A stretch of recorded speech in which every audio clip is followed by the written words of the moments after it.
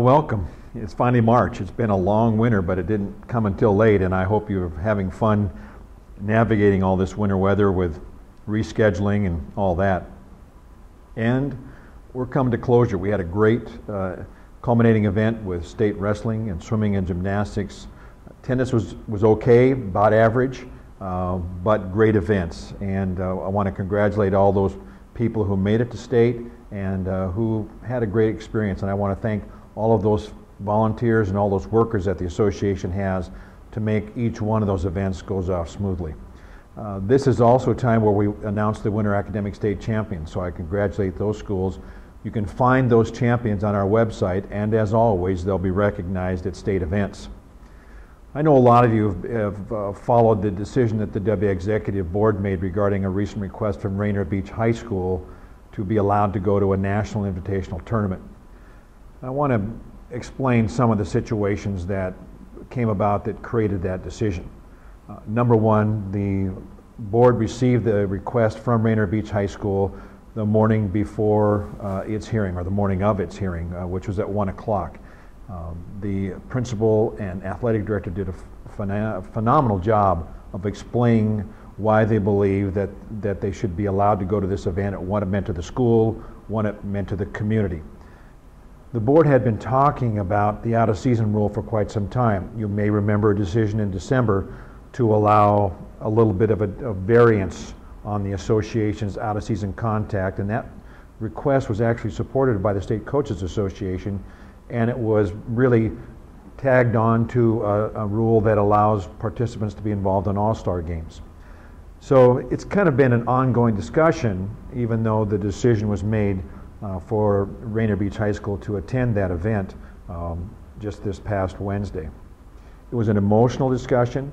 The board really looked at it from a lot of different angles and felt that it was time to realize that we're starting to move into that next phase. And they have agreed to put together a committee that will look at the out-of-season rule, look at participation in national events, and what that means to create some kind of criteria. If you're interested in being a part of that, let me know, and we're going to be starting to have that further discussion at the March board meeting. And speaking of that, the March board meeting is the 23rd.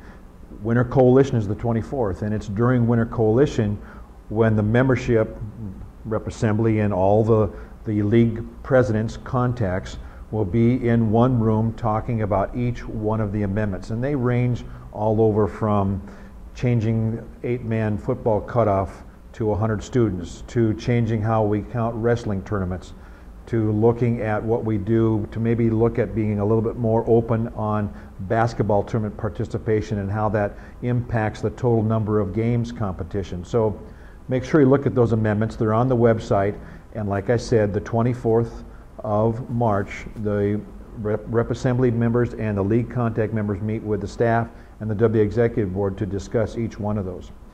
Brian Smith is the WI staff person who's working with the middle school committee that's charting the course on how we develop really the core of a couple different issues.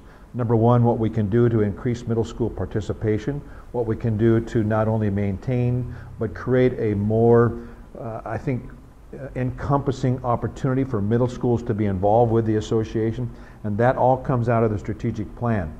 And you may remember that the association has been involved with developing and now implementing a strategic plan. And out of that is going to come this discussion about what does a healthy culture mean? What does a healthy culture mean to a school building, and how do the academic programs fit around fine arts and athletic programs, and how they complement each other? Winter tournaments, like I said, went fairly well. Weather was decent, which is always very helpful.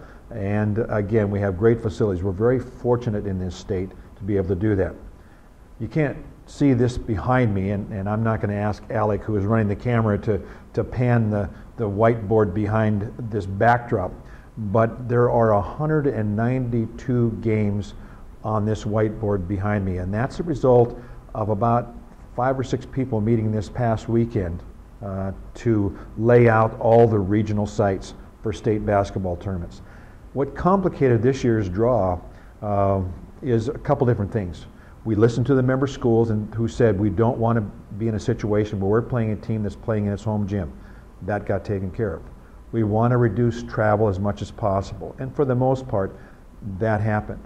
And we decided we would not be as rigid on boys and girls playing on separate days. We tried to put as many as we could, boys and girls at the same site, but always again taking some real strong consideration of true #1 ball clubs. It was a real strong effort. We're getting some really great support on how that was done, and obviously there's always going to be some concerns, but for the most part, when you look at the big picture, we had 80 games impacted by doubles and 192 games total. It's a lot of work, and I want to thank those people who were involved in doing that, and I appreciate your patience. I know the state basketball coaches were supportive of being a little bit more creative on how that was done, and I appreciate the support of Nayland Sood and all that board of basketball coaches. Today's the first day of spring practice. I know athletic administrators have been working very hard and diligently on making sure that everyone is cleared for spring sports. Hopefully you folks that are out there in all the different parts of the area where we've had some late winter snow are going to be able to get your kids on those fields as soon as possible. If there's anything we can do to help you, let me know. And lastly, I want to thank all those people who called in when they heard my plea on the last video about making sure that if you are one of the first 15 callers to my direct line, I'll send you out a gift from the WIAA. And I had a nice chat with those who did call in, and I do appreciate the fact that you did listen and that you are involved with what we're doing. It's that time of year when we kind of take that sigh of, okay, we're transitioning now between winter and spring. It's time to celebrate everything that we got done right during the winter and evaluate how things went so that we can make next year's winter even better and make this spring better. Thanks for all you do. Please know that if we can be of any assistance, we're here to help you. Take care.